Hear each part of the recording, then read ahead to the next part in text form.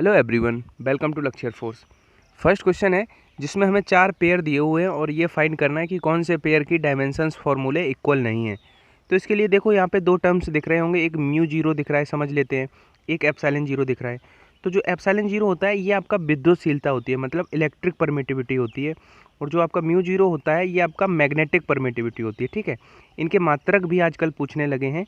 इसका होता है हेनरी प्रति मीटर, हेनरी प्रति मीटर, और इसका होता है फैरड प्रति मीटर, फैरड प्रति मीटर। ये मैंने एडिशनल बता दिया, अब साथ में याद करोगे तो याद हो जाएगा, कुछ सिमिलर होते हैं। बाकी मैं आपको एक रिजल्ट बताऊं, जैसे कि फर्स्ट ऑप्शन बिल्कुल राइट है, क्योंकि जब आप 1/√μ जीरो एप्सिलॉन जीरो की डायमेंशंस को इक्वेट करोगे तो वो सी के इक्वल आती है। सी मतलब निर्वात में प्रकाश की चाल, यानी कि जो चाल की डायमेंशंस होगी। तो ये जो है इसी का रिप्रेजेंटेशन तो फर्स्ट ऑप्शन में दिख रहा है। इसकी पावर 1/2 करोगे तो रूट हट जाएगा और पावर ऊपर जाएगी तो निगेटिव हो जाएगी, यानी कि ए ऑप्शन मेरा बिल्कुल सही है। Coming to the next option जिसमें कह रहा है टॉर्क और वर्क। तो देखो टॉर्क की इंडिविजुअल भी डायमेंशन बहुत इंपॉर्टेंट है। टॉर्क जो होता है वो फोर्स इंटू परपेंडिकुलर डिस्टेंस होता है, यानी कि फोर्स की dimension ml t⁻² into distance मतलब l। तो जब इसको करोगे मर्ज तो ml² t⁻² बन जाएगा, जो वर्क की डायमेंशन होती है, यानी कि टॉर्क और वर्क की भी इक्वल होंगी। अब यहाँ पे नेक्स्ट टर्म है संवेग, यानी कि मोमेंटम और प्लांक कांस्टेंट। यहाँ पे हमें ये समझना है कि ये गलत हो जाएगा क्योंकि इसकी इक्वल नहीं है। क्यों? संवेग होता है द्रव्यमान गुणा वेग, वेग मतलब LT-1। ठीक है, ये तो हो गया मोमेंटम। लेकिन जो प्लांक कांस्टेंट होता है वो क्या होता है? ml-1 t-2। जो प्लांक कांस्टेंट्स की डायमेंशन होती है वो होती है ml² होता है। यहाँ पे ml² t⁻⁻1 होता है, यानी कि जो प्लांक कांस्टेंट की डायमेंशन है वो आपका मोमेंटम के इक्वल नहीं है। लेकिन यहाँ पे भी अगर देखें फोर्थ ऑप्शन प्रतिबल और यंग प्रत्यास्थता, तो यंग प्रत्यास्थता गुणांक का फॉर्मूला क्या होता है? प्रतिबल बटे विकृति, और विकृति की तो कोई विमा नहीं होती है, मतलब प्रतिबल की जो होगी वही तो यंग की होगी गुणांक की, यानी कि डी भी सही है। तो इसलिए हमारा सी ऑप्शन सही हो गया। वैसे प्लांक कांस्टेंट की डायमेंशन आप याद रखो तो ज़्यादा अच्छा है, क्योंकि बहुत बार पूछी जाती है। क्या होती है? ml² t⁻⁻1। इसके साथ में एक डायमेंशन और याद कर लो प्लांक कांस्टेंट की, ये हो गई एक श्यानता विस्कोसिटी कोफिशिएंट की, और याद कर लो ml-1 t-1। ठीक है, प्लांक और विस्कोसिटी इनमें से ऑफनली पूछे जाते हैं। देखो सोडियम और कॉपर, इन दोनों के जो वर्क फंक्शन है वो 2.3 इलेक्ट्रॉन वोल्ट और 4.5 इलेक्ट्रॉन वोल्ट है। तो इनकी थ्रेशोल्ड वेवलेंथ का रेशियो फाइंड करना है। तो देखो इसके लिए आप याद रखना कि जो उनका वर्क फंक्शन होता है वो आपका थ्रेशोल्ड फ्रिक्वेंसी के इनडायरेक्टली प्रोपोर्शनल होता है। ठीक है, तो इस कॉन्सेप्ट से अब देखो इसमें अप्रॉक्स पूछा गया है, और ये आपके ही एग्जाम्स में नहीं, बहुत सारे एग्जाम्स में ये क्वेश्चन एज इट इज आ चुका है। इसमें अप्रॉक्स वैल्यू पूछी गई है और अप्रॉक्सीमेशन से ही ये क्वेश्चन लग सकता है, क्योंकि इनडायरेक्टली प्रोपोर्शनल है। तो वेवलेंथ का जो रेशियो होगा थ्रेशोल्ड वेवलेंथ का, वो अगर हम λ1/λ2 करें तो वो क्या हो जाएगा? W2/W1 हो जाएगा, क्योंकि व्युत्क्रमानुपाती हैं। तो मतलब 4.5 ऊपर रखना है और 2.3 नीचे रखना है। अब मेरी बात सुनना, ये लगभग आपका 2 बार कट रहा है, यानी कि 2:1 लगभग आ रहा है, यानी कि 1:2 तो कभी नहीं आ सकता क्योंकि ऊपर बढ़ा है। 4 गुना भी नहीं है, 4 गुना अगर 2 ही मानते तब भी 8 होना चाहिए था, ऊपर ये भी नहीं हो सकता। ऊपर ज़्यादा है मतलब ऊपर का अनुपात ज़्यादा होगा। तो हमारा जो अप्रॉक्स आंसर है वो 2:1 आएगा। ये क्वेश्चंस बहुत सारे एग्जाम में आ चुका है, ये वाला थ्रेशोल्ड का रेशियो वाला, और इसमें अप्रॉक्स ही पूछा जाएगा। ठीक है, फोटो सेल को 1 मीटर की डिस्टेंस पे रखने पर इससे अगर आपकी बार डिस्टेंस आधी कर दी जाए तो फिर एमिटेड इलेक्ट्रॉन की संख्या क्या होगी? देखो ये क्वेश्चन है, इसमें आप लोग एक बात सोच सकते हो कि इलेक्ट्रॉन की संख्या का डायरेक्ट डिस्टेंस से कोई रिजल्ट नहीं है, बट हमें पता है कि इल्यूमिनेंस जो होता है वो आपका डिस्टेंस के इनडायरेक्टली प्रोपोर्शनल होता है। मेरी बात सुनना ध्यान से। लेकिन हम नंबर ऑफ फोटॉन्स या इलेक्ट्रॉन्स कहाँ से लाएं? तो जो इल्यूमिनेंस होता है वो number of photons per second ही तो होता है, यानी कि ये एन के भी इनडायरेक्टली प्रोपोर्शनल हो जाएगी डिस्टेंस की स्क्वायर। अब आप इजीली कर सकते हो, अगर व्युत्क्रमानुपाती है और 1/2 आधी कर दी गई है और इसका स्क्वायर करेंगे तो ये कितनी हो जाएगी? आधी करी गई है, तो ये फोर्थ यानी कि 4 के गुणज से, 4 के फैक्टर से इंक्रीज हो जाएगी, क्योंकि इनडायरेक्टली थी, ये डिस्टेंस घटी है तो वो बढ़ेगा और उसका स्क्वायर से बढ़ेगा, यानी कि 4 के गुणज से बढ़ जाएगी। और देखो इसी क्वेश्चन में 2 चीज़ें और पूछी जा सकती हैं, एक काइनेटिक एनर्जी पूछी जा सकती है और स्टॉपिंग पोटेंशियल पूछा जा सकता है। जैसे कहेगा इनिशियली V0 था तो फाइनली अगर डिस्टेंस हाफ कर दी गई तो अब स्टॉपिंग पोटेंशियल जो है वो क्या हो जाएगा, ठीक है, या कट ऑफ पोटेंशियल क्या हो जाएगा। तो एक चीज़ याद रखना, चाहे काइनेटिक एनर्जी की बात करें, ये डिस्टेंस पे इंडिपेंडेंट रहेंगी। यहाँ पे फ्रिक्वेंसी तो बताया नहीं गया कि क्या हुआ है। तो अगर ये क्वेश्चन आ जाए तो इसमें ऐसे ही ऑप्शंस होंगे, एक ऑप्शन रिमेन सेम या अनचेंज भी होगा। तो काइनेटिक एनर्जी के केस में या स्टॉपिंग पोटेंशियल या कट ऑफ पोटेंशियल के लिए वो अनचेंज हो जाएगा, ठीक है। ये क्वेश्चंस भी बनते हैं इन्हीं क्वेश्चन से, इसलिए मैं बता, कोई पार्टिकल एक्स वाई प्लेन में फोर्स एफ के इफेक्ट में इस प्रकार मोशन कर रहा है कि इसके लीनियर जो मोमेंटम के कंपोनेंट है वो कितने हैं, 2 cos t और 2 sin t हैं। तो देखो अगर हम मोमेंटम लिखें तो वो क्या हो जाएगा, 2 cos t आई कैप प्लस 2 sin t जे कैप, क्योंकि एक्स एक्सिस का कंपोनेंट ये है और वाई का कंपोनेंट ये है, इन्होंने गिवन है पी वाई ये है। तो फोर्स और मोमेंटम के बीच में हमें एंगल फाइंड करना है, केवल इतनी सी बात गिवन है। अब एक बात बताओ आप लोग, अगर हम मोमेंटम से फोर्स निकालना चाहें तो वो क्या होता है, फोर्स हमारा जो होता है वो dp/dt ही तो होता है, जो न्यूटन के फर्स्ट से हमें डेफिनेशन फोर्स की यही तो मिली थी कि संवेग परिवर्तन की दर से हमें फोर्स फाइंड कर सकते हैं। मतलब अगर इसका हम डिफ्रेंशिएशन कर दें तो हमें फोर्स मिल जाएगा। अब हम फोर्स क्यों फाइंड करें, तभी तो हम एंगल फाइंड कर सकते हैं दोनों के बीच में। तो फोर्स अगर हम निकालना चाहें तो वो क्या हो जाएगा, इसका कर दो, cos t का क्या होता है माइनस का sin t, तो माइनस का 2 sin t हो जाएगा, ठीक है, आई कैप प्लस साइन का कॉस होता है तो 2 cos t जे कैप, ये फोर्स आ गया। अब आप देखो एक नज़र दौड़ाओ, तो अगर P और F इन दोनों का, अगर P और F का अगर डॉट प्रोडक्ट निकालें तो वो 0 आ रहा है, क्योंकि इधर बस नेगेटिव लग गया है, साइन का कॉस हो गया, कॉस का साइन हो गया। जब इनका हम डॉट प्रोडक्ट निकालेंगे तो वो 0 आएगा। और अगर किन्हीं दो वेक्टर का डॉट प्रोडक्ट 0 है, मतलब बोथ आर परपेंडिकुलर, मतलब दोनों के बीच में 90 का एंगल बन रहा है, यानी कि ए हमारा राइट आंसर हो गया, ठीक है। अब जिनको ये समझ में नहीं आया कि इनका ये इसमें गुणा करेंगे तो 0 कैसे मिलेगा, तो मैं आपको बता दूं कि आई कैप वाले का गुणा आई कैप वाले में करो तो 2 cos t और 2 sin t हमारा 4 माइनस का है, क्योंकि ये माइनस है तो 4 sin t cos t बनाएंगे, और ये 2 sin t 2 cos t आपका प्लस का 4 sin t cos t बनाएंगे, दोनों कट जाएंगे तो 0 आ जाएगा, ठीक है। देखो हाइट गिवन है और टेम्परेचर में इंक्रीज पूछा है, इतने ऊंचाई से पानी गिर रहा है, तो देखो एक इसके लिए आपको क्या करना है, mgh यानी कि जो पोटेंशियल एनर्जी उसको इक्वेट कर देना है तापमान में वृद्धि, मतलब mc डेल्टा टी। तो देखो ये कट गया, हमें जो GH/S है वही तो डेल्टा टी है। चैलेंज ये है कि आपको G की वैल्यू और S की वैल्यू पता है। अब देखो G आपका जब ना गिवन हो तो 9.8 रखते हैं, H मतलब 500 मीटर, अब मीटर है तो वो 4200 वाला रखेंगे, प्रिसाइजली 4100 कुछ होता है लेकिन स्पेसिफिक हीट ऑफ वाटर, लेकिन यहाँ पे अब देखो मीटर था इसलिए हमने 4200 नहीं तो 1 रखते CGS अगर बात करता। अब देखो ऑप्शन यहाँ अगर हम देखें, अगर इसको 9 कंसीडर करें तब भी हमारा ये 4500 हो जाएगा, मतलब 4200 ज़्यादा है, मतलब एक बार तो पूरा पूरा कट ही जाना है, मतलब आंसर 1 से तो बड़ा आना ही है। तो B, D और C ऑप्शन एलिमिनेट हो गए, हमने कैलकुलेशन भी नहीं करी, A मेरा राइट आंसर हो गया, ठीक है। तो ऐसा क्वेश्चन अगर आ जाए तो इस तरह से अप्रोच करना है। वैद्युत द्विध्रुव का आघूर्ण यानी कि डाइपोल मोमेंट जो है वो P है, इलेक्ट्रिक डाइपोल मोमेंट P है। इसे यूनिफॉर्म इलेक्ट्रिक फील्ड में मिनिमम आपका पोटेंशियल एनर्जी के लिए रखा गया है। तो P और E के बीच में कौन सा एंगल होना चाहिए। वैसे इस क्वेश्चन में आपको एफर्ट बहुत कम लगाने हैं अगर आपको सिंपली फॉर्मूला पता है। पोटेंशियल का फॉर्मूला क्या होता है, माइनस का PE cos थीटा, ठीक है, मेरी बात ध्यान से सुनना। अब देखो इसको मिनिमम करना है, इसको मिनिमम अगर करना है, क्या ये 90 पे मिनिमम हो सकता है। अगर हमने cos थीटा की यानी कि अगर हम थीटा की वैल्यू एंगल अगर हम 90 कंसीडर करते हैं तो पूरा 0 बना देगा। तो क्या 0 से भी छोटा कुछ हो सकता है, क्योंकि यहाँ पे नेगेटिव है तो 0 से भी छोटा कुछ नेगेटिव आ जाए वो अच्छा है, क्योंकि जो अगर हम ग्राफ लाइन पे बनाए तो 0 इधर पॉजिटिव इधर नेगेटिव, तो 0 से भी छोटा कुछ नेगेटिव हो सकता है। मतलब यहाँ पे अगर 1 हो जाए और 1 से गुणा अगर इसमें करेंगे तो चीज़ नेगेटिव आएगी, यानी कि वही सबसे मिनिमम होगा। 1 करने के लिए cos 0 का मान 1 होता है, यानी कि इन दोनों P और आपका इलेक्ट्रिक डाइपोल मोमेंट और इलेक्ट्रिक फील्ड के बीच में जो एंगल होना चाहिए दैट शुड बी 0, ठीक है।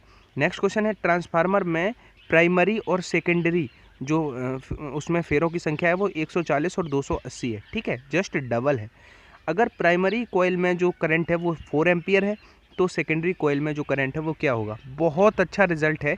जो नंबर ऑफ टर्न्स होते हैं प्राइमरी में और जो नंबर ऑफ टर्न्स फेरों की संख्या जो सेकेंडरी में होती है वो उनके करंट के इनडायरेक्टली, यानी कि आई आपका सेकेंडरी का ऊपर रखना है और करंट आपका प्राइमरी का नीचे रखना है, ठीक है, इनडायरेक्टली प्रोपोर्शनल होते हैं। अब हमें सेकेंडरी का करंट फाइंड करना है, ये फाइंड करना है, इसको एक्स मान लेते हैं, ठीक है। प्राइमरी का आपका 4 एम्पियर दिया हुआ था, ठीक है, और सिमिलरली ये आपका प्राइमरी का आपका 140 था और सेकेंडरी का आपका 280 था।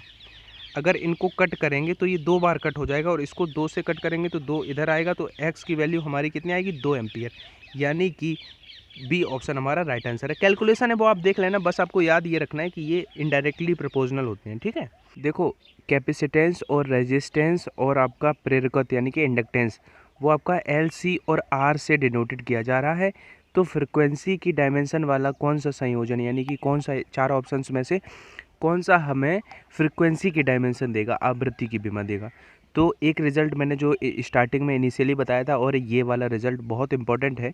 फ्रिक्वेंसी जो होता है वो क्या होता है, 1/2 pi under root L C, यानी कि कहने का मतलब जो फ्रिक्वेंसी होता है वो 1/LC के डायरेक्टली जो अब 2 पाई की, तो पाई की क्या डायमेंशन होगी, पाई तो एक कांस्टेंट है, यानी कि जो डायमेंशन 1/√LC की होगी वही तो फ्रिक्वेंसी की होगी।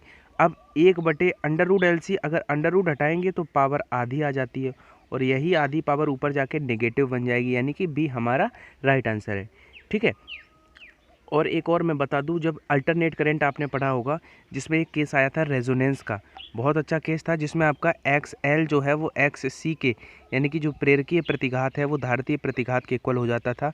वो वाला केस में जो ओमेगा का जो आपका फॉर्मूला निकलता था वो उनसे भी क्वेश्चन बनते हैं, ठीक है।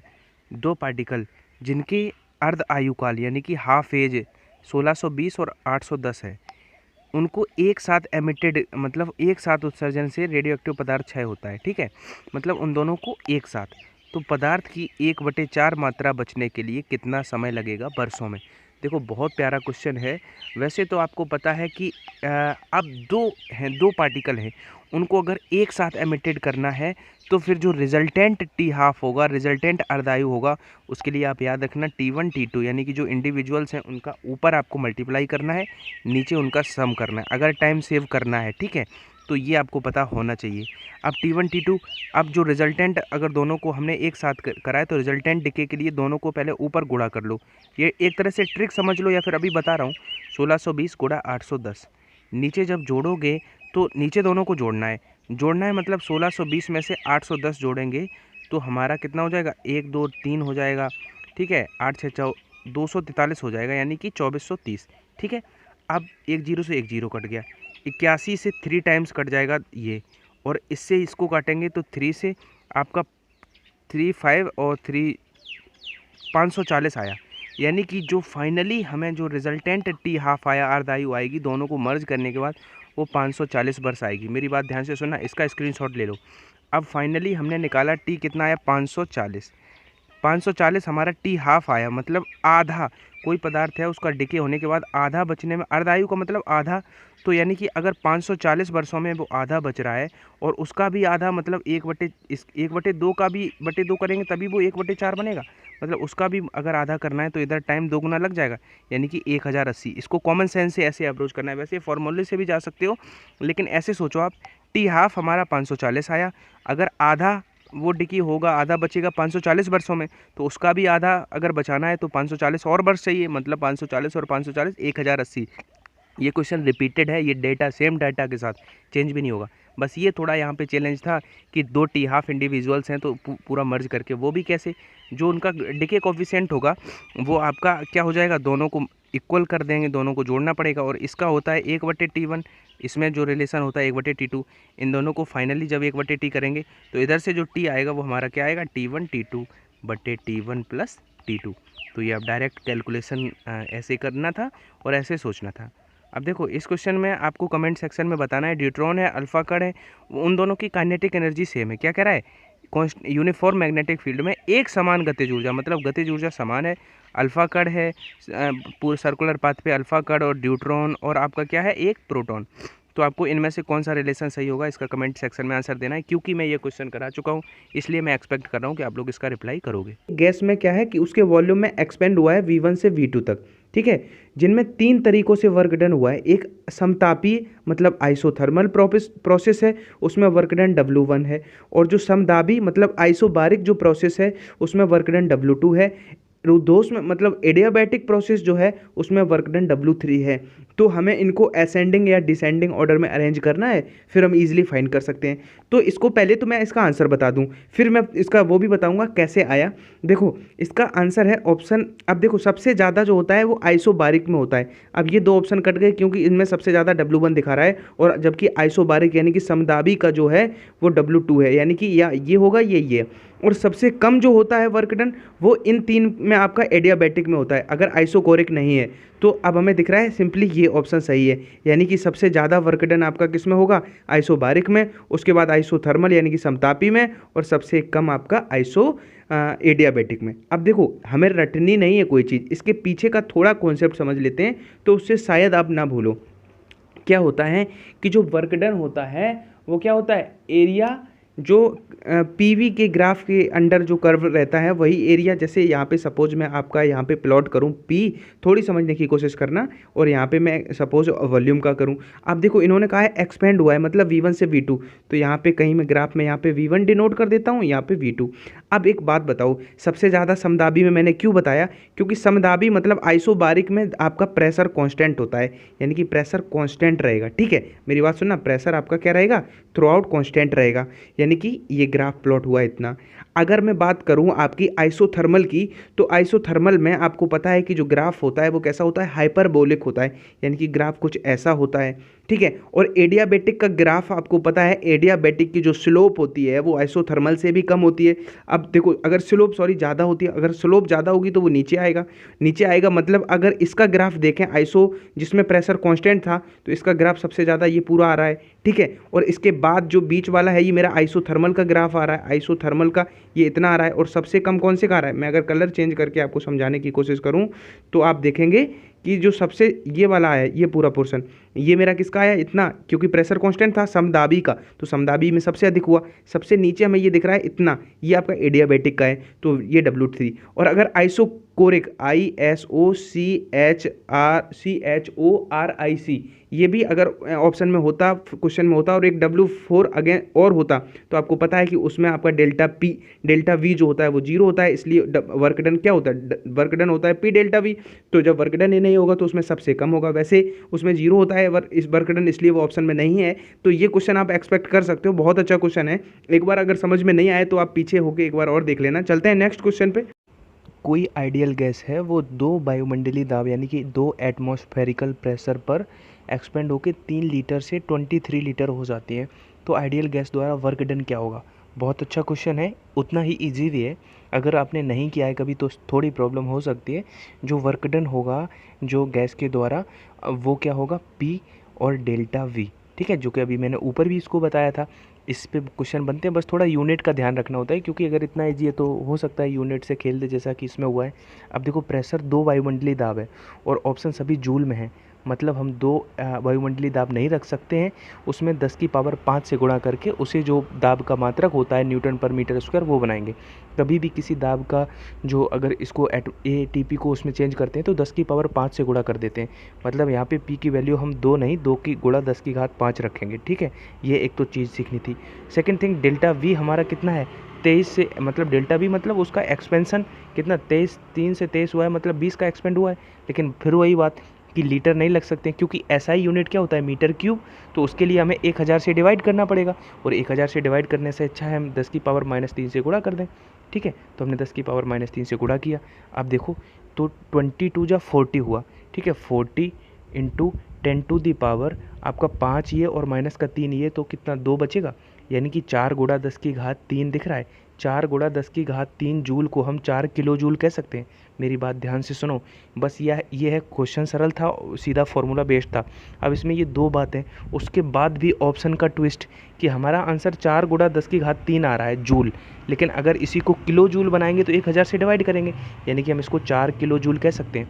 तो एग्ज़ाम के आए हुए क्वेश्चन हैं, तो इनसे आपको आई होप कि बहुत सारी चीज़ें सीखने को मिल रही हैं। नेक्स्ट है एक एटीपी मतलब एक एटमॉस्फेरिकल जो उसका यूनिट है प्रेशर का, उस पर किसी कमरे का वॉल्यूम 40 मीटर क्यूब है। अब देखो उसमें इसके ऊपर वाले में क्या था, लीटर था, तो हमने एसआई यूनिट बनाया क्योंकि ये जूल था, एसआई यूनिट था, तो वो क्या होता है 1000 से डिवाइड करके। एनीवेज उसमें 1 मोल हवा का जो गामा है वो कितना है 7/5। तो हमें आंतरिक ऊर्जा यानी कि इंटरनल एनर्जी बतानी है। तो डायरेक्ट आप अपनी फार्मूला एक नोटबुक में फार्मूला की लिस्ट में बढ़ा सकते हो कि जो इंटरनल एनर्जी होगा वो क्या होगा, PV/γ-1। कितना सुंदर फार्मूला बताया। अब देखो प्रेशर का कितना है, एक की वैल्यू हम 10⁻5 रखेंगे क्योंकि 1 में गुणा करेंगे 10⁻5 का, तब वो क्या बनेगा, न्यूटन पर मीटर स्क्वायर बनेगा, यानी कि ऐसा यूनिट बनेगा। ऑप्शन उसमें है, ठीक है। अब देखो आपका वॉल्यूम कितना है, एक्सपेंड हुआ है 40 मीटर क्यूब, ठीक है, जिसका वॉल्यूम था 40 मीटर क्यूब, 40 रख दिया अपॉन, अब गामा का वैल्यू 7/5 दिया है, तो 7/5 -1। जब 7/5 में से -1 जाएगा तो ये फाइनली कितना 2/5 बचेगा, और 2/5 में भी इसको हम 2 को इससे कट करेंगे 20 बार, और 20 5 ऊपर जाके 100 बना देगा, यानी कि 10⁻5 और 10⁻2 तो आपका 10⁻7 हो जाएगा, यानी कि ए ऑप्शन इसका राइट आंसर है। ठीक है, आशा करता हूँ समझ में आए होंगे ये क्वेश्चंस। चलते हैं नेक्स्ट स्लाइड पे। नेक्स्ट क्वेश्चन है, और एक बात और जो मैं एक बार बता दूं कि मास्टर पीडीएफ अभी तक, यानी कि जब से मैंने चैनल स्टार्ट किया था 2-3 साल से मैं पढ़ा रहा हूँ, तो अभी तक जितने भी कॉन्सेप्ट्स, जितने भी मतलब क्वेश्चंस मैंने कराए हैं, वो सारे ही क्वेश्चंस प्रैक्टिस के लिए। देखो मार्केट में आप प्रैक्टिस पेपर लेते हो 100-150 रुपये का आता है, और मुझे पता है कि जो अननेसेसरी क्वेश्चंस उसमें दिए रहते हैं, तो 1-2 सेट तो लड़का लगाता है, बाकी वो रखा ही रहता है रूम में। तो मैंने क्या किया है कि बेस्ट प्रैक्टिस के लिए ये सारे मैंने एक महा पीडीएफ बनाई है, जिसको ई बुक बोल के मैंने नाम दिया है।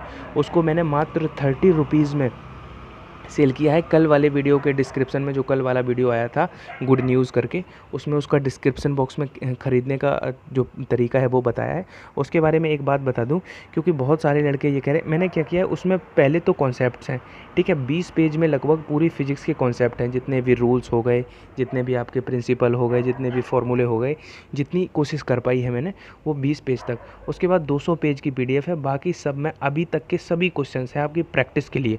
उसकी एक्सप्लेनेशन के लिए मैं आप प्लेलिस्ट में जाओगे तो जब उसको अपने रिफ्रेश करोगे पेज को, तो एक प्लेलिस्ट में एक अलग से आपको प्लेलिस्ट मिलेगी जिसमें लिखा होगा कि ई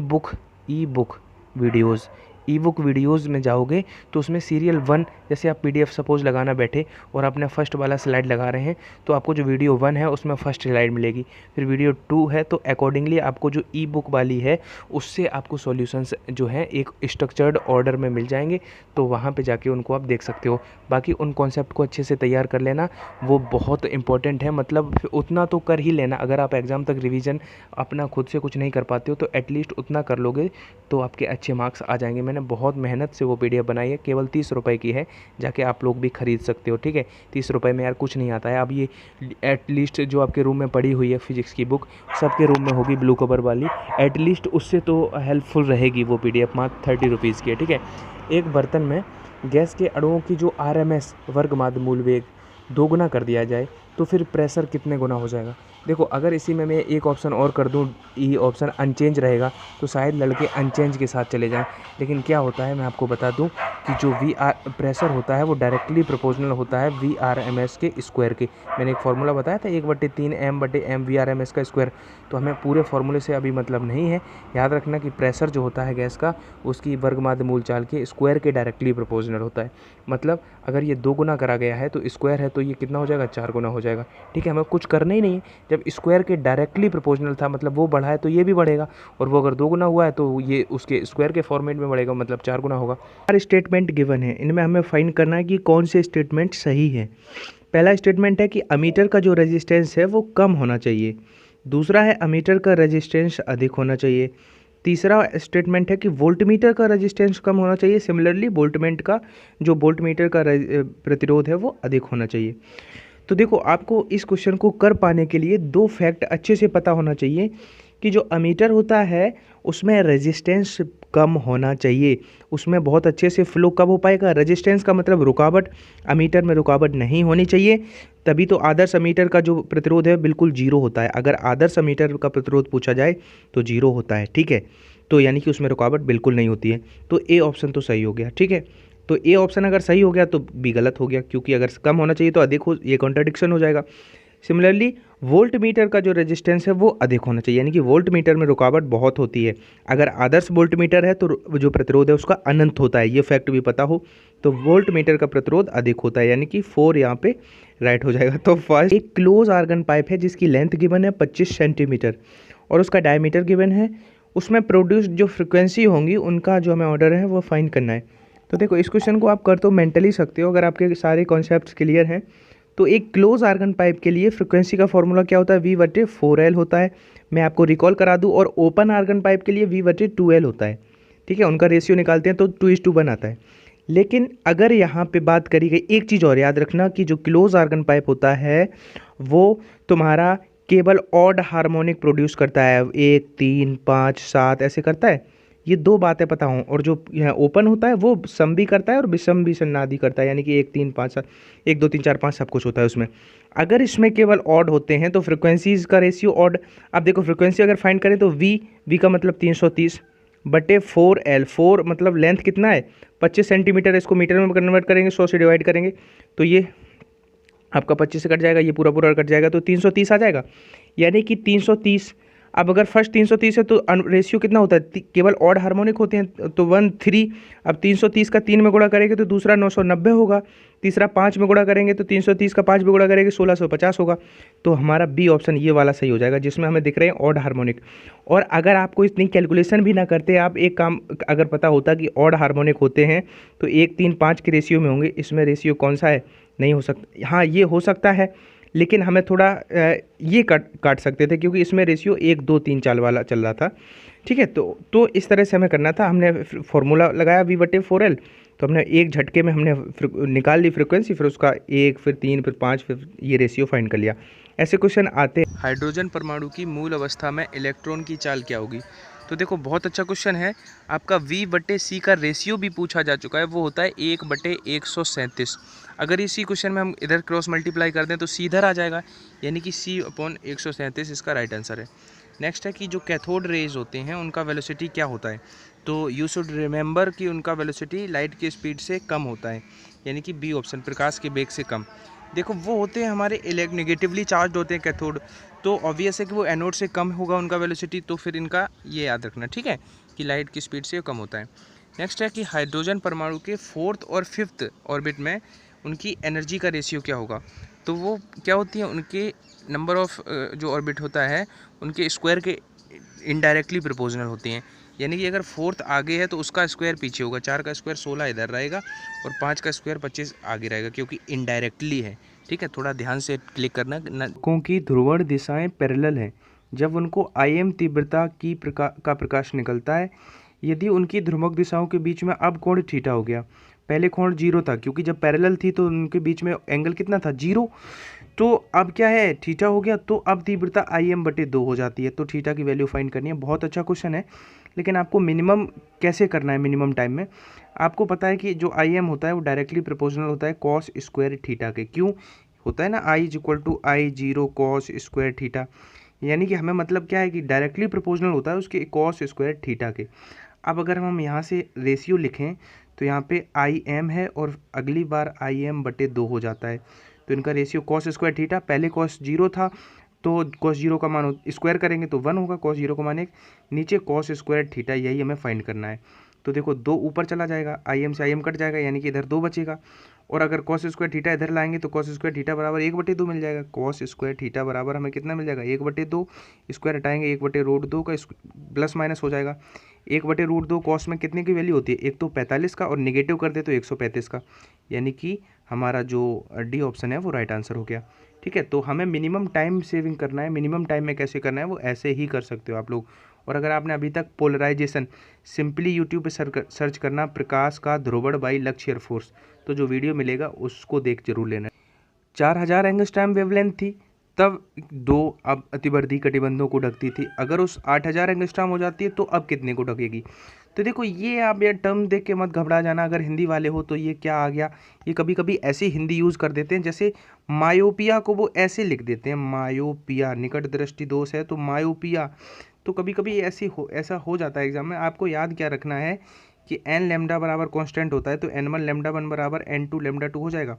n मतलब वही संख्या और लेमडा मतलब तरंग दैर्घ्य। तो पहले 2 थी, तब तरंग दैर्घ्य कितनी थी, 4। अब 0 हम हटा दे रहे हैं क्योंकि 0 कट ही जाएंगे, इज इक्वल टू अब x हो जाएगी, तब कितनी हो जाएगी, 8। तो 8 से 8 कट गया, पूरा कितना आ गया, 1। तो हमें ये पता होना चाहिए कि ये भी एक फॉर्मूला होता है, ऐसे न्यूमेरिकल भी आपके एग्जाम में बनते हैं। ध्वनि तथा प्रकाश का जो इफेक्ट है, ध्वनि का कान पर और प्रकाश का आँख पर कितने समय के लिए रहता है।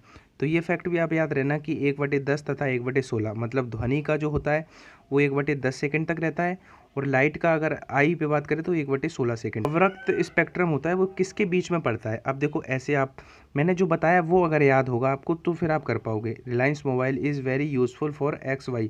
अवरक्त मतलब इंफ्रारेड, तो इंफ्रारेड हमारा माइक्रो और विजुअल के बीच में पड़ता है। तो माइक्रो मतलब सूक्ष्म और विजुअल मतलब दृश्य, तो सूक्ष्म एवं दृश्य के क्षेत्र के बीच में ही तो पड़ता है।